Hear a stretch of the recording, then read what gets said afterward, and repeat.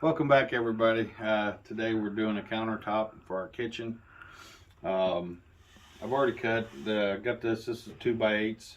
I've already cut them to the length. It's to finish up our counters.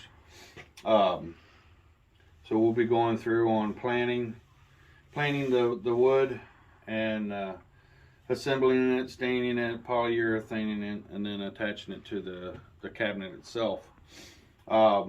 What I've done here is, if you look closely, I've got stuff written on the bottom, so I know the difference between the top and the bottom I want to use.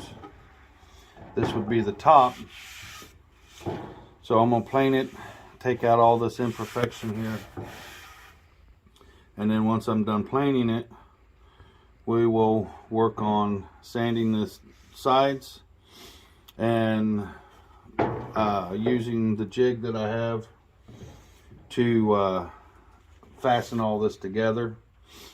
And then once it's all together, what we will do is we'll flip it over, we'll sand it to get a nice little more finish on here and make sure there's no differences between each joint.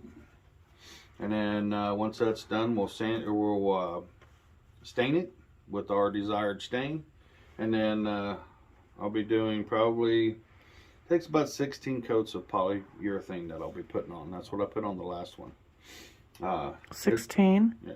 Holy cow. It is a long process, especially when you don't have a way to keep everything at a climate control. The polyurethane, you gotta let it dry all the way before you can put another layer on it. But so right now I'm getting ready to plane this. I've got this marked bottoms. I'm going to be planing the top part of it. So walk with me over here.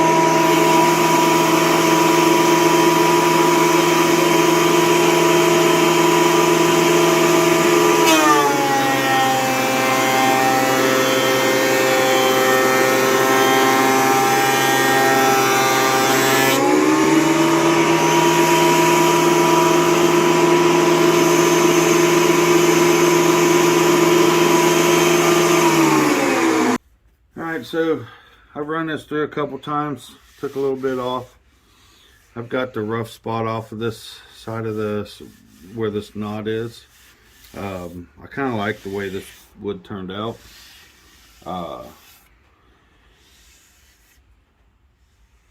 So next step will be to lay this back where I got it from.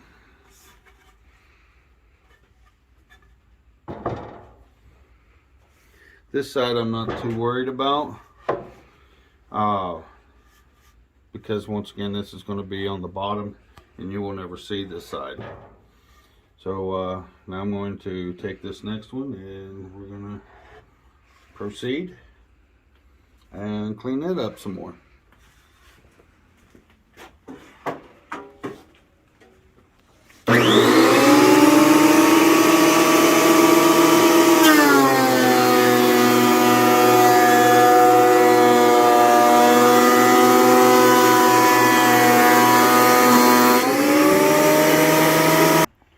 So we've gone and taken everything through the planer and got our top piece nice and smooth.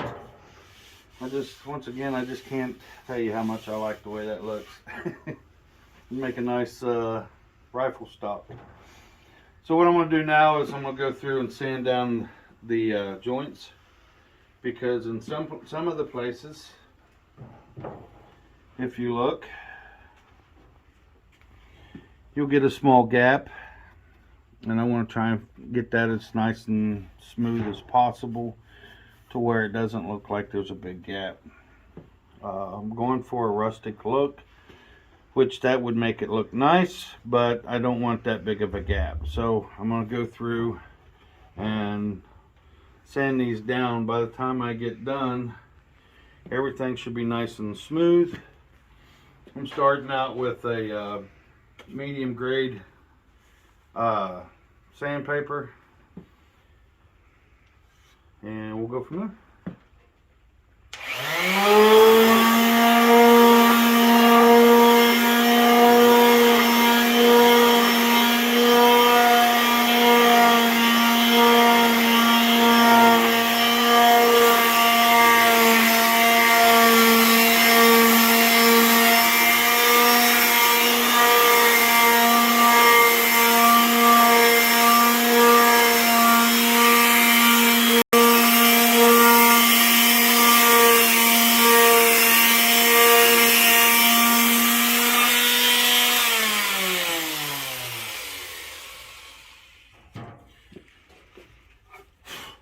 Now, it's important that you check it every so often as you're sanding. I got a nice smooth joint now, but if you notice in the video, I focused more on this end from about right here. That's where that gap was mostly at. So just kind of, after you sand, you can see it cleared up some. I work a little bit more on this side all the way across to close it up a little bit, and then also when I work on this one, it'll do the same process. So we're going to get that taken care of. Alright, so we've sanded down, got everything to where we want it. Now we're going to attach this all together with glue. First thing I'm going to go through, I already did a pilot hole test to make sure everything was set. But this is a Craig pocket hole jig, and this is the they got a lot bigger version of it now, which is kind of nice because you can set it up to do multiple jig holes. But what you do is you take it, you set it to your desired depth. I do advise doing some testing on it before you take it into and start doing it. So you set it up, and what I use is I got a clamp. I'm going to about here with it, clamp it in there,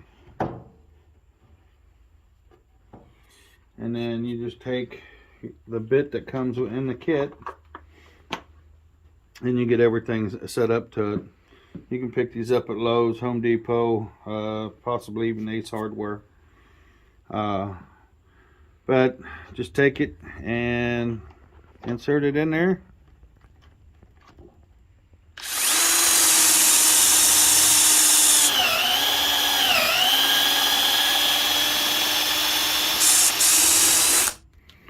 Pull it out. Take your jig off.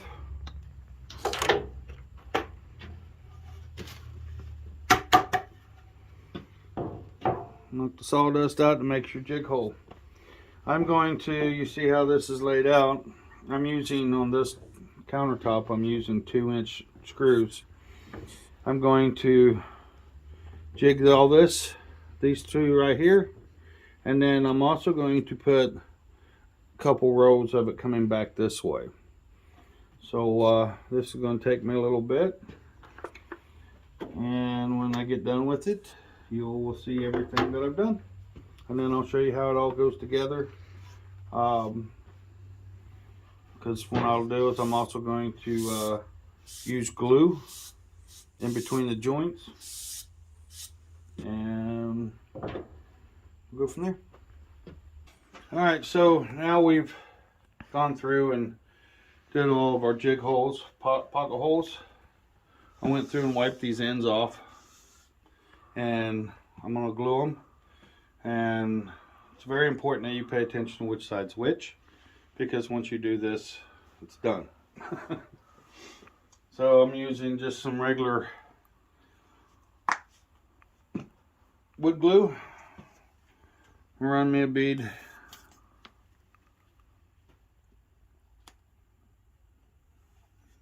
Was it cold, honey? It's cold. Or clogged, one of the two.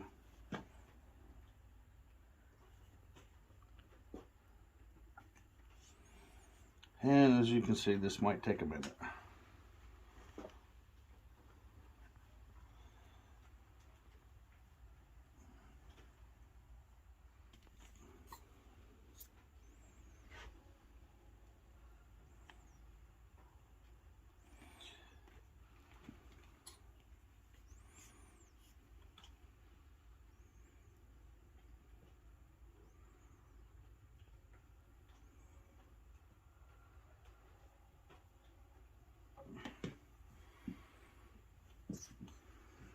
Alright, so we got bottom,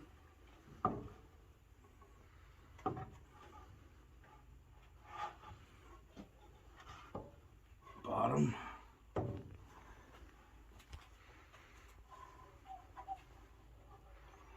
bottom,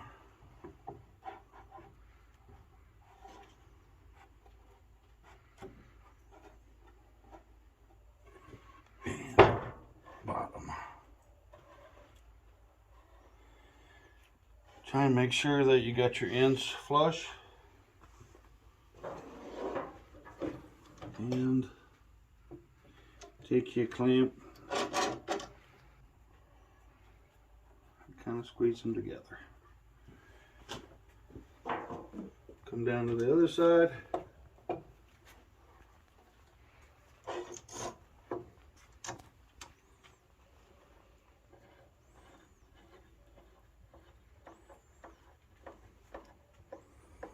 Do the same.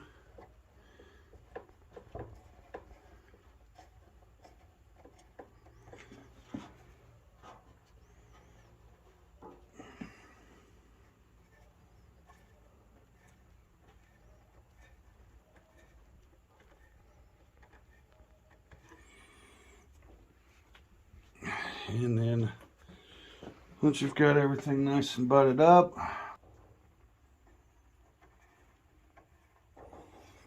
get it all nice and tight.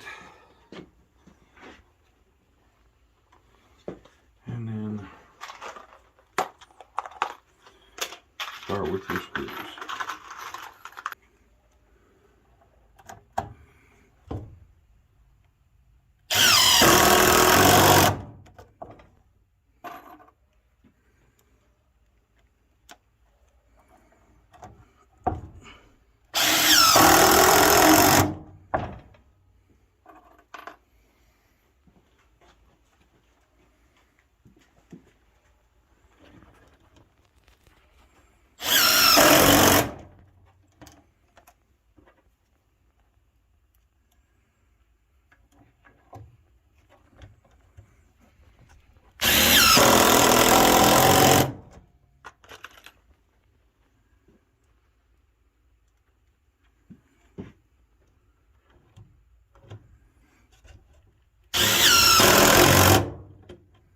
Alright, so we've got it all screwed together, glued together, tightened up. Now I'm going to spend some time on getting a nice sand to it. I got some imperfections that I still need to clean up, and some gaps I'll have to fill in with some wood putty. They're closer than what they were. So now I'm going to sand for a while.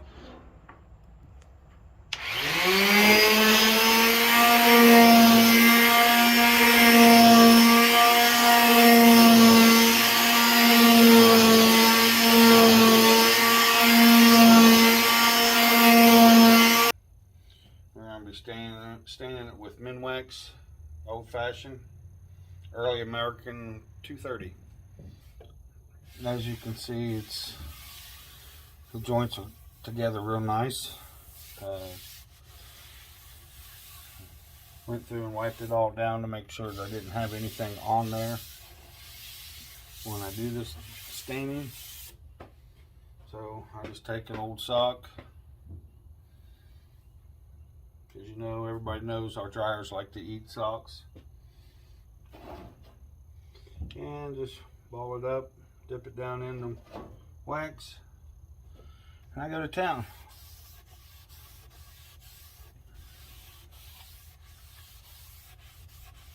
I like to get a nice even spread,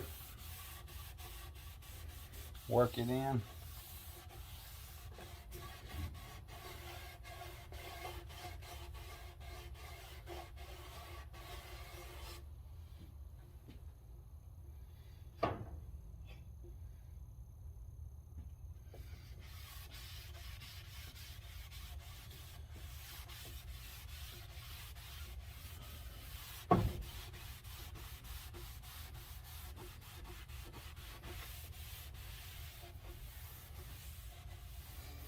And I go back over what you already did.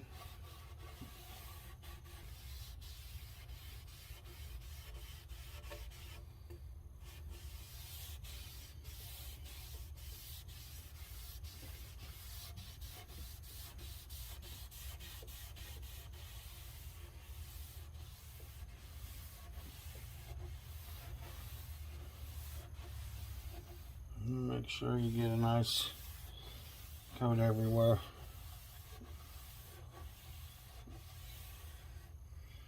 And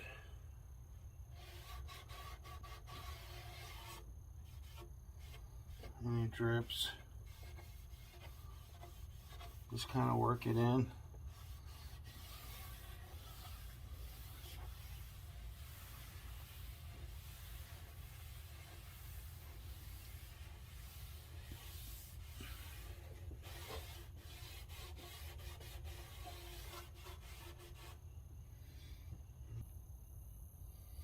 So you can see where it's got this blonde look to it.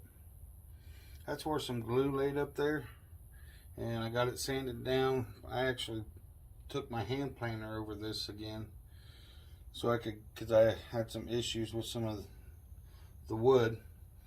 But when I stained it the first time, it didn't come out right. It gave it like a defect over here, and it just didn't look right. So I took my hand planer and went back over the wood. Got the putty that I put in there off, but this is from glue, where it kind of bleached the wood.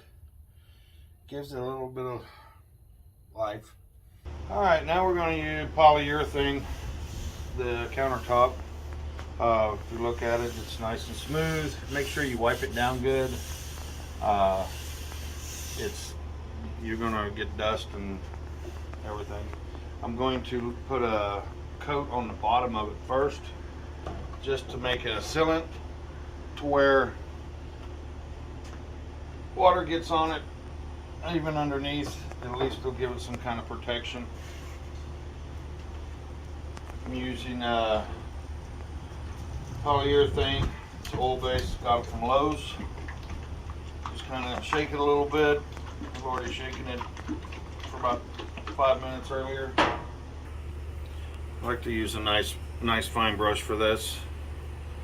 When you put it on, you're making it on this bottom. I'm just going to get one good thick coat on it, and then the top side, when I go to do it after this bottom dries, we'll be going for 16 coats.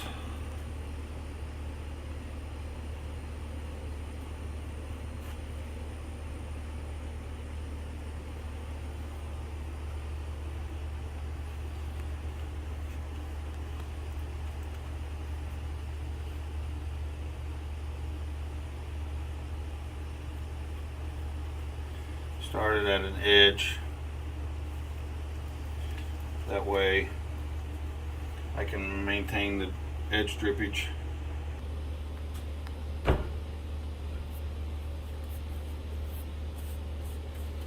don't want your brush to get dry when you're running it.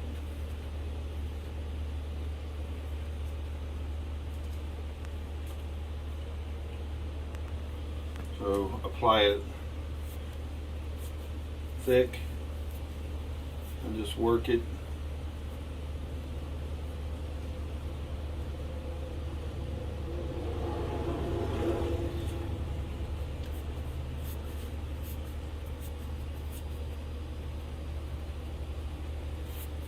I said this is the bottom, so it's not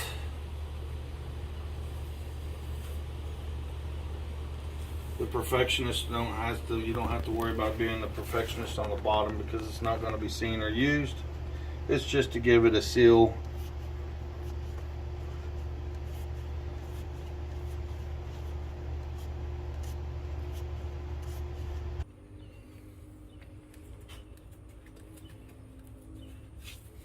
And once I get it all covered, go through and just kind of do your sides and your edges to make sure any drips may be taken up.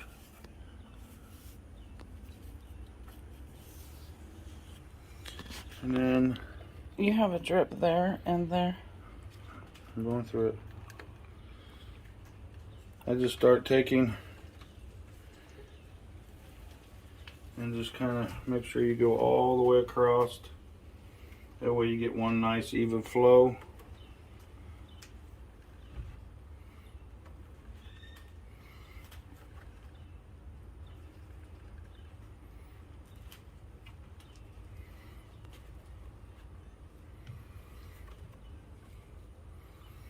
You can also spray this stuff on.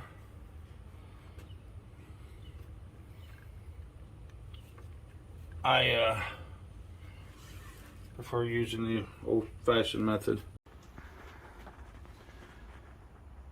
Alright, so we got the coat on there. We're going to let this dry. You want to try and let it dry. It'd be great if it could dry in just about 4 hours. That way I could get this thing done a lot quicker. But like I said once before, it really depends on the humidity level, on how this is going to dry. I will be back in about 4 hours, 3 to 4 hours, to see if it's still tacky. If it's still tacky, of course you don't want to flip it over because it's not dry. It will dry almost to the hardness of this metal table. You don't want to set anything, like when you get it done and you got it in your house, you don't want to take a pan right off the stove and set it on it, because it will melt the polyurethane. So that's the downfall to polyurethane and wood. So we'll be back in a few hours and see how tacky it is, and hopefully we'll be able to flip it over and start on the top side, which is a much prettier turnout than the bottom side. So please stick around. All right, so we got it flipped over, did the bottom end of it, and now we're going to do the top and make sure we do our edges good. So this is where you want to make sure you get everything nice and perfect as possible.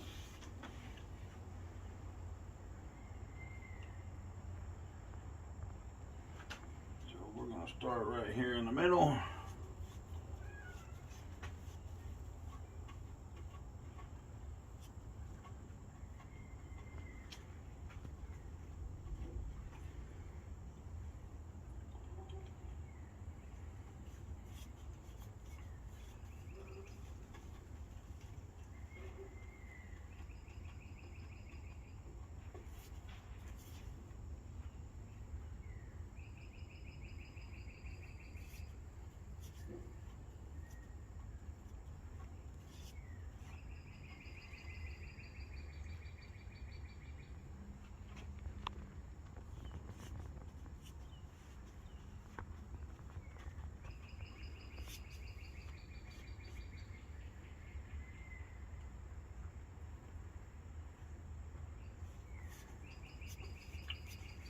Is something in your mouth?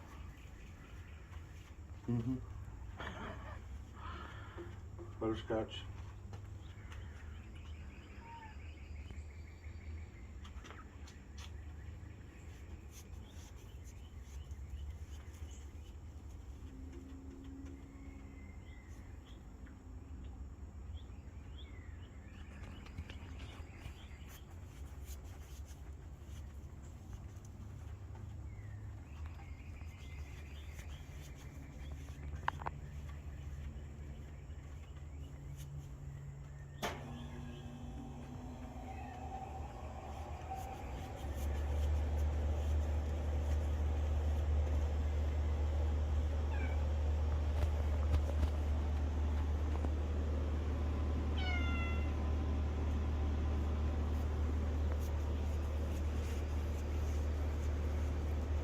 Better hope that cat doesn't jump up there.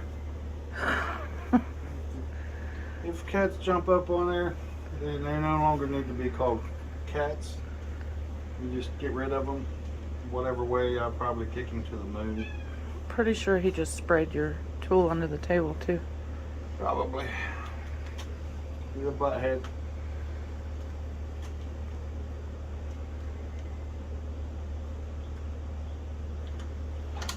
Come over here.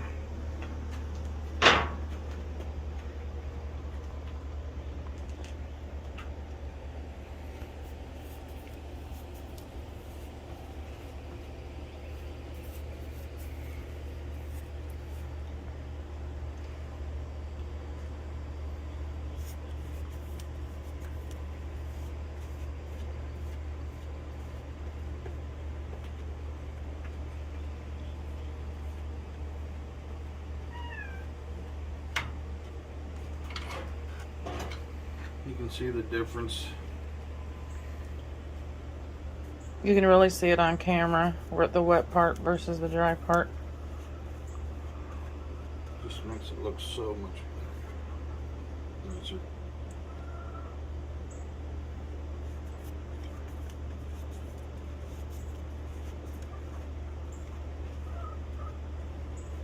Chicken's trying to come in now. They want to see what's going on in here.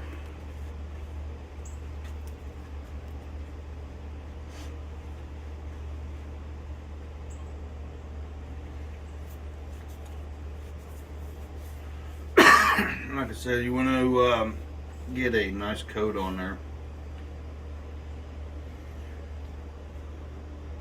And then just go over the top. Pull everything one direction. Going with the grain, not against the grain.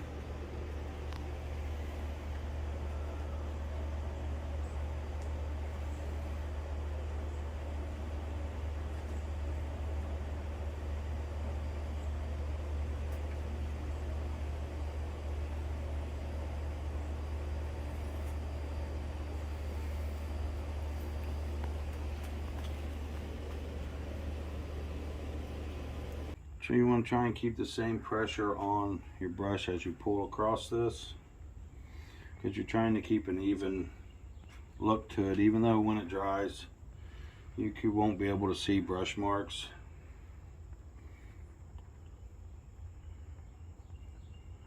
But you just want to try and make sure that you get any kind of runs.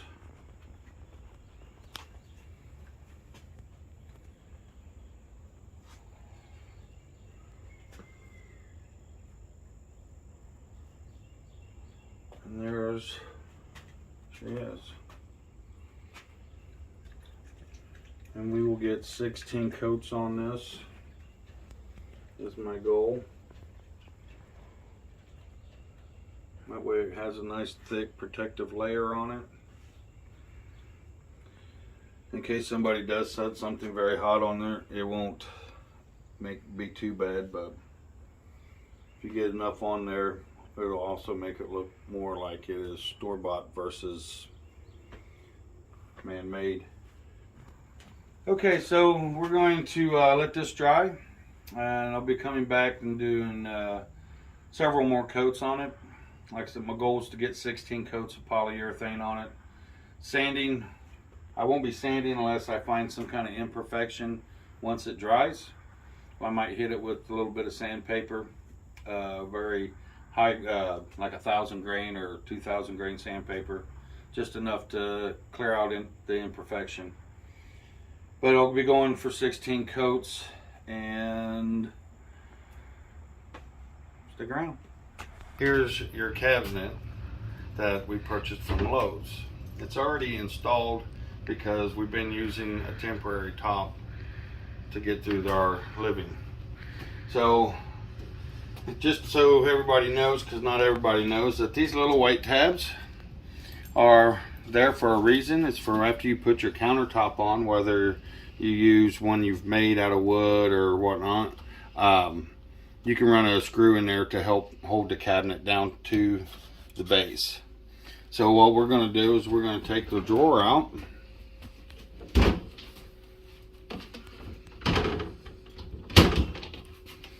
it just comes easy out. We're going to set it down over here. And the reason I do that is so I can reach in there and hit all 4 tabs so I can put screws in after I do it. But before I do it, I'm going to run some liquid nail on here as well. A nice little bead. But that will help contain any kind of gap that we may have. This house was built in 1968, and unless I tear it down, nothing's going to be square and plumb. So I got to adjust everything to make everything like your countertop level. So here's the countertop after I got the polyurethane. And don't pay no never mind to the back, because we're doing something with that. A backsplash. A backsplash in one of our other videos. So get it to where you want it. Make sure you leave room to where if you decide to get a bigger stove, you've got plenty of room. So get your liquid nail in your caulking gun. Get just a little bit going there. And just kind of run you a little bead through there.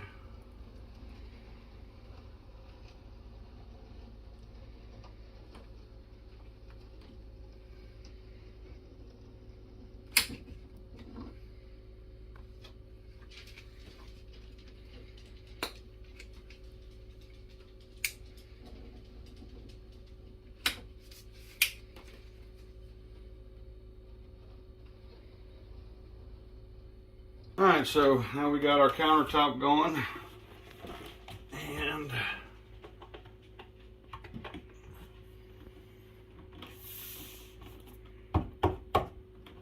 there we are. Apply a little pressure.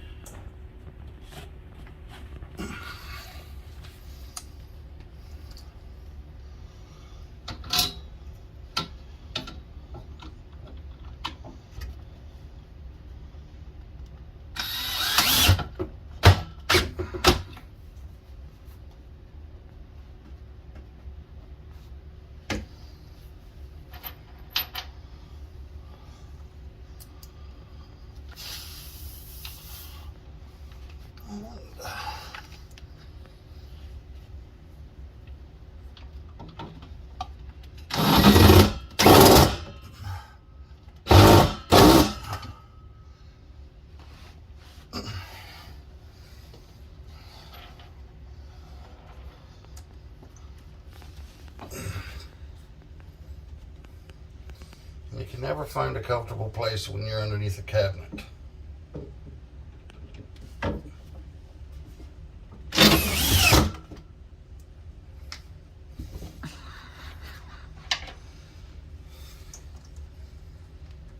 That Pampered Chef pan isn't comfortable under your head, baby? No.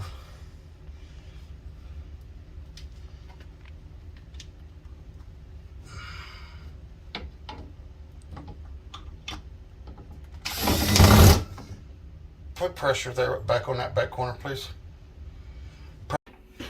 All right, so when you're putting your screws in, you may need some assistance for somebody to hold the back down so you can get the screw to go in and draw everything down. So here we are on that. Now we'll put everything back together.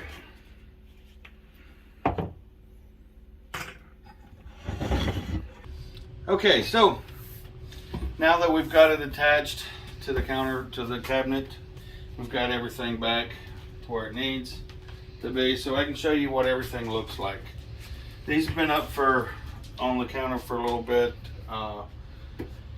so I'm gonna go over with everything. So how I started this was with 2x8s, less than $100 in lumber. Then we purchased a planer and we planed them. We milled them down, got a nice finish on them. Took out if you know 2x4s and 2x8s when you buy them from like Lowe's and Home Depot, they have a rounded edge a little bit. So when you butt them up side by side, you would have had a groove right here. So what we did is we planed them and took that rounded edge off, and then I used Craig's jig steps to attach them together. They're from underneath, as you'll see earlier in the video. Then once I did that, I stained it and polyurethaned it. It's got 16 coats of polyurethane on there. When you do the polyurethane, it seals it. No groove, nothing can get down in here, where they're jointed. I polyurethaned both sides because I wanted the bottom side to also be protected from moisture, from any type of moisture, just in case. So then we got them attached. It's all the same. This is yellow pine from Lowe's with the stain we used, which I mentioned earlier in the video. And here we are. This is the finished look. So this was all one piece. When you buy your sink, it does come with a template. Thank you. Comes with a template to cut out your hole in your countertop. Just put it on there, cut it out, and then stain it, polyurethane it, so no moisture. And then you want to run a bead of silicone underneath of it to keep water from draining. If water should hit here and drain it down into underneath your cabinet. Thank you for watching. If you haven't, please subscribe, like us. If you have questions, say something and we will respond back. Once again, thank you guys very much, and see you in our next video.